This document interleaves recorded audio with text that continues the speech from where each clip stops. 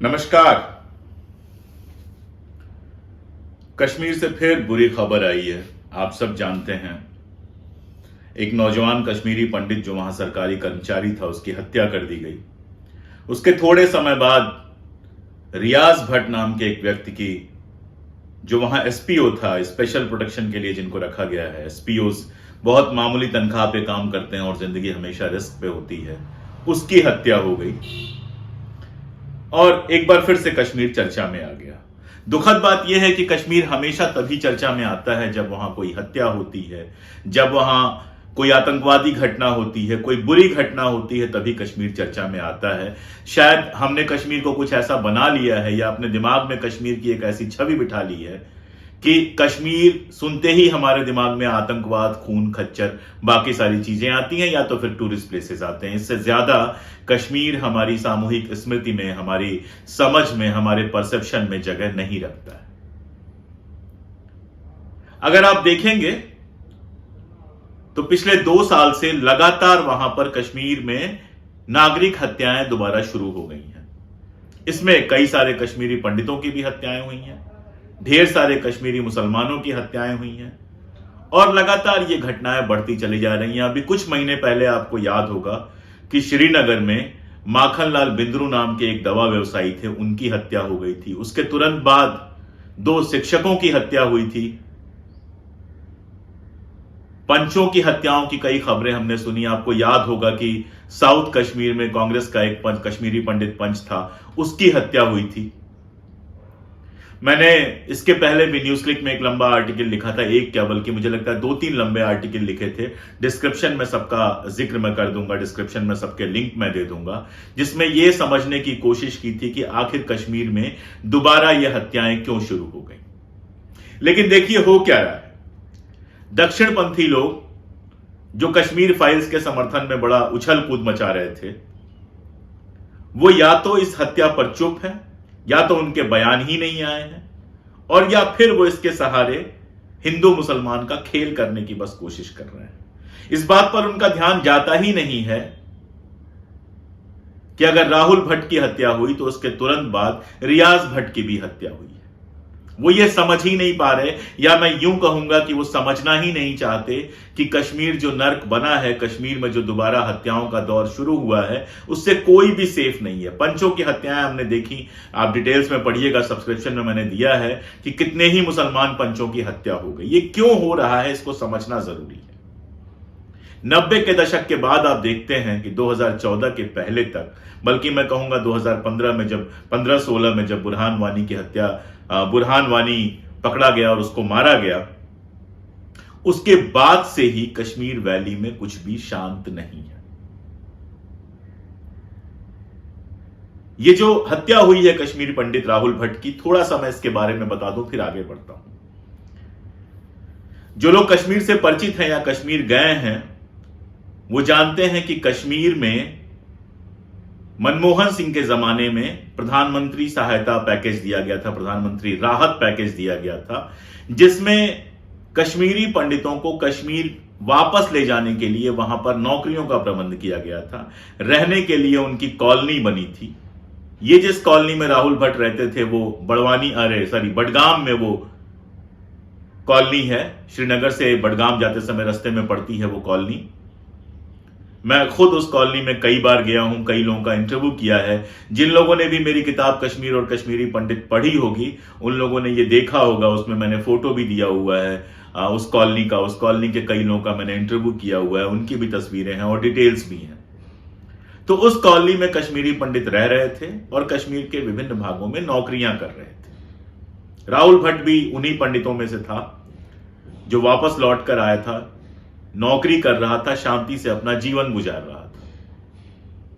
2014 के पहले इस तरह की किसी कश्मीरी पंडित की हत्या की बात सामने नहीं आती है। 90 के दशक के बाद से लेके और 2014 के बीच में अगर हम देखते हैं तो वो एक ऐसा पीरियड था जब कश्मीरी पंडित जो घाटी में रह रहे थे, उनकी हत्या, उनके साथ किसी बुरे व्यवहार की कोई खबर नहीं आती थी। मैंने खुद जब ढेर सारे पंडितों को इंटरव्यू किया, जिनका मैंने कश्मीर और कश्मीरी पंडित में डिटेल्स दिया है, तो सुरक्षा को लेकर वो जरा भी परेशान नहीं थे। ये अलग बात है कि जो कश्मीरी पंडित बाहर निकल आए थे वो इस बात को स्वीकार ही नहीं करते थे कि कश्मीर के अंदर अब भी कश्मीरी पंडित रहते हैं। आप अगर गूगल सर्च करेंगे, मैंने कई लेखों का संदर्भ दिया है, तो उसमें ये कश्मीरी पंडित बताना चाहते हैं कि वहां पर तो अब कोई कश्मीरी पंडित रहता ही नहीं है। लेकिन 5000 के आसपास ऐसे कश्मीरी पंडित थे, 800 से ऊपर परिवार, जिन्होंने कभी घाटी छोड़ी नहीं और जो कश्मीर के अंदर ही रह रहे थे, शांति से रह रहे थे। और उसके अलावा ये 3-4 हजार लोग लौट के आए थे, कॉलोनीज में रह रहे थे, जो अलग अलग विभागों में नौकरी कर रहे थे और शांति से रह रहे थे। लेकिन उसके बाद जिस तरह का माहौल बना है, यहां बैठकर जो दिन रात आप व्हाट्सएप यूनिवर्सिटी के खेल देखते रहते हैं और चलाते रहते हैं, जो लगातार आप नफरत फैलाते रहते हैं, कश्मीर भी उसके असर से वंचित नहीं है। जो वहां कश्मीरी पंडित रहते हैं घाटी में, उनका जो ग्रुप है कश्मीरी पंडित संघर्ष समिति KPSS, उसके जो अध्यक्ष हैं संजय किस्सू, मेरे बहुत अच्छे दोस्त हैं। संजय टिक्कू, वो मेरे बहुत अच्छे दोस्त हैं, उनसे कई बार अलग अलग जगहों पे मुलाकात हुई है, लंबी लंबी बातें हुई हैं। उन्होंने एक बात कही थी कि अल्पसंख्यक होने का मतलब हम समझते हैं, अल्पसंख्यक होने का दर्द हम समझते हैं। और दूसरी बात कही थी कि जब बाकी हिंदुस्तान में अल्पसंख्यकों के साथ बुरा व्यवहार होगा तो आप यकीन जानिए कि कश्मीर में भी ऐसा ही होगा। मीडिया जिस तरह की हमारी है, आप कश्मीर में जाइए, हिंदुस्तानी मीडिया की बात कीजिए, दिल्ली की मीडिया की बात कीजिए, और आपको एक शख्स ऐसा नहीं मिलेगा जो मीडिया की लानत मलामत ना करता हो। क्यों? आप देखिए, अभी कल दिल्ली में आग लगी है, 28 लोग मर गए हैं, सैकड़ों लोग घायल हैं। बेरोजगारी जिस हाल में है आप जानते हैं, रुपए की वैल्यू लगातार नीचे गिरती जा रही है, पेट्रोल 100 पार कर गया है, डीजल बस पार करने ही वाला है, घरेलू गैस की कीमतें इतनी बढ़ा दी गई हैं।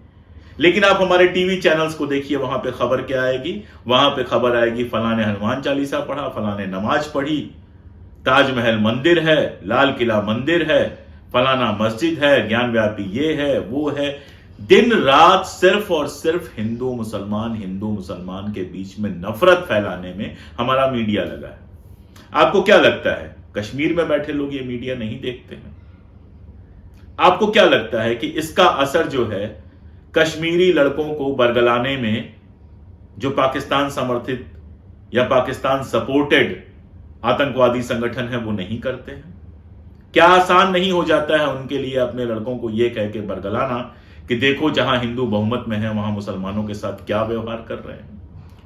बदले का जो खेल आप कर रहे हैं, कश्मीर फाइल जैसी फिल्म, मैंने एक लंबा वीडियो उस पर बनाया था, बल्कि 3 वीडियो एक के बाद एक बनाए थे, आप लोग चाहें तो जाके चैनल में ढूंढ सकते हैं और देख सकते हैं।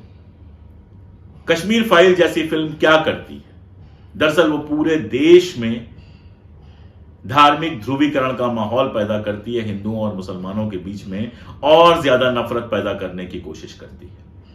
और आपको क्या लगता है कि इन सब का प्रयोग वहां जो आतंकवादी हैं, वहां जो पाकिस्तान समर्थक आतंकवादी हैं, वो वहां के लड़कों को भड़काने के लिए नहीं करते हैं? नंबर 1। नंबर 2, जिस तरह हमारी सरकार बिहेव कर रही है,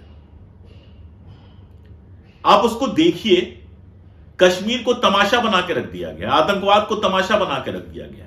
नोटबंदी हुई, कहा गया आतंकवाद खत्म हो जाएगा, 370 हटाया गया, पूरे देश में पागलपन मच गया, ऐसा लगा कि मतलब देश को नई आजादी मिल गई है।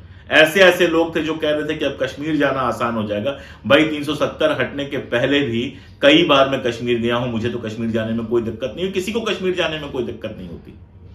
जो लोग 370 का ना 3 जानते हैं, ना 7 जानते हैं, ना 0 जानते हैं, जो लोग कश्मीर का कोई इतिहास नहीं जानते, जिनको कश्मीर के बारे में कुछ पता नहीं, वो भी 370 हटने के बाद जो है वो इतने उत्साहित थे और इतना ज्ञान दे रहे थे जैसे बस कश्मीर पे ज्ञान इन्हीं को है और किसी को नहीं है।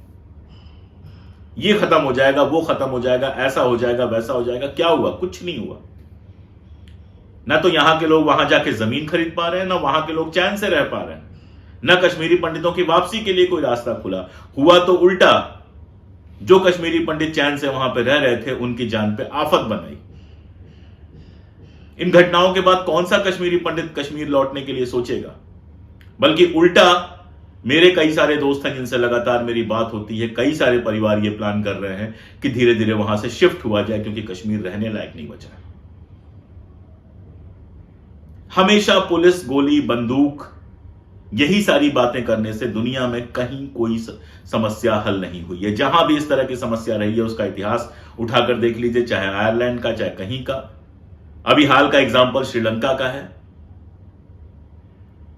लिट्टे की समाप्ति के बाद वहां शांति जैसी चीजें लग रही थी, लेकिन फिर धार्मिक जो तमाशा हुआ है, उसका जो फल हुआ है, वो सब आप लोग देख रहे हैं। तो अगर 32 साल से कश्मीर में सेना है, एएफएसपीए है, और 32 साल में अपनी शानदार सेना के बावजूद अगर हम कश्मीर में शांति स्थापित नहीं कर पाए हैं, तो क्या यह सही समय नहीं है जब सोचा जाना चाहिए कि कश्मीर पर बातचीत हो?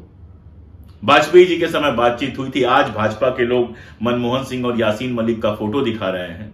वाजपेयी जी के साथ तो कितनी सारी फोटो हैं वहां के हुर्रियत नेताओं की।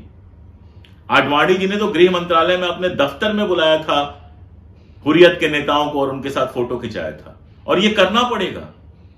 कश्मीर में जितने भी स्टेक होल्डर्स हैं उनसे बात करना पड़ेगा। बिना बात किए दुनिया की कोई समस्या हल नहीं हो सकती। यहां बैठ के आप कह दीजिए कश्मीर का हर शख्स आतंकवादी है। अरे आपको क्या पता है कि कश्मीर का हर शख्स जो है वो इस दर्द से परेशान है। आप कश्मीर में जाइए, कोई भी तीसरा दूसरा दरवाजा खटखटाइए, उसके यहां दर्द की एक कहानी आपको मिल जाएगी। सबसे ज्यादा तो वो परेशान है जिसको रोज हत्याएं देखनी है, रोज कर्फ्यू झेलना है, रोज तमाम तरह की परेशानियां, मुश्किलात झेलनी है। यहां बैठकर बड़ी बड़ी बातें करना तो आसान है, ट्विटर पे कुछ लिख देना बड़ा आसान है, लेकिन जो कश्मीर में वास्तव में प्रॉब्लम झेल रहे हैं वो कश्मीरी हैं, चाहे कश्मीरी पंडित हो, चाहे कश्मीरी मुसलमान हो। वो हैं जो आज भी वहां पर संगीनों के साए में रह रहे हैं। यही वजह थी कि आज तक पे वो जो वीडियो आया था जिसमें राहुल भट्ट की जो पत्नी है वो अपना बयान दे रही हैं, और उसमें जिस तरह से वो नरेंद्र मोदी को, अमित शाह को, मतलब मुख्य प्रधानमंत्री और गृह मंत्री को दोषी ठहरा रही हैं।